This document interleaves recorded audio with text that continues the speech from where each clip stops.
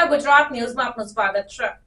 ગુજરાત વિદ્યાપીઠ ખાતે રાજ્યપાલ આચાર્ય દેવવ્રતજીએ ગાંધીગ્રામ જીવન પદયાત્રાની સમીક્ષા કરી। રાજ્યપાલ આચાર્ય દેવવ્રતજીએ જણાવ્યું હતું કે પૂજ્ય બાપુનું મિશન હતું ગ્રામોત્થાન।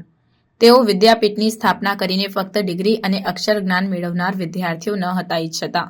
તેમનો ઉદ્દેશ્ય હતો કે વિદ્યાપીઠમાં અભ્યાસ કરનાર તમામ વિદ્યાર્થીઓ શૈક્ષણિક રીતે ઉન્નત હોવાની સાથે તેમનું શિક્ષણ દૈનિક જીવનમાં ઉપયોગી થાય અને અંત્યોદય માટે વિદ્યાનો લાભ પહોંચે। આ પૂજ્ય બાપુનો પરમ ઉદ્દેશ્ય હતો।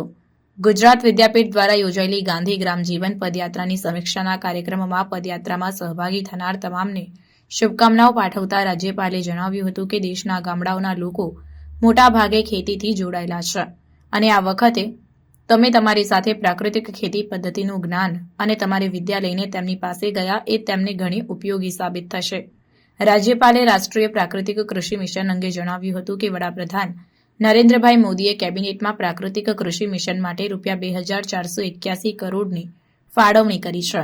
આઝાદ ભારતમાં પ્રથમવાર આવું કાર્ય થયું છે કે કોઈ વ્યક્તિએ આવનાર પેઢી માટે, ધરતીમા માટે, પર્યાવરણ માટે, ગાય માટે, ખેડૂતો માટે વિચાર્યું હોય તો એ વડાપ્રધાન નરેન્દ્રભાઈ મોદી છે।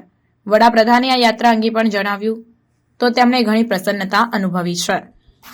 તેમણે જણાવ્યું કે આ કાર્ય પૂજ્ય બાપુનું છે, આ અભિયાન ગ્રામોત્થાનનું છે, પૂજ્ય બાપુનું મિશન છે, આ ચાલવું જોઈએ તેમ જણાવી વડાપ્રધાને ખૂબ જ પ્રસન્નતા વ્યક્ત કરી। વિદ્યાર્થીઓએ રજૂ કરેલા પદયાત્રાના અનુભવો અમારામાં પણ ઉત્સાહ પેદા કરે છે તેમ જણાવી રાજ્યપાલે ઉમેર્યું કે સૌથી મહત્વની બાબત તો એ છે કે તમામ વિદ્યાર્થીઓએ જેવું જોયું તેવું બોલ્યા। તેનાથી અમને પ્રાકૃતિક ખેતી પદ્ધતિ માટે ખેડૂતોમાં જે વાસ્તવિકતા છે તેની જાણકારી મળી।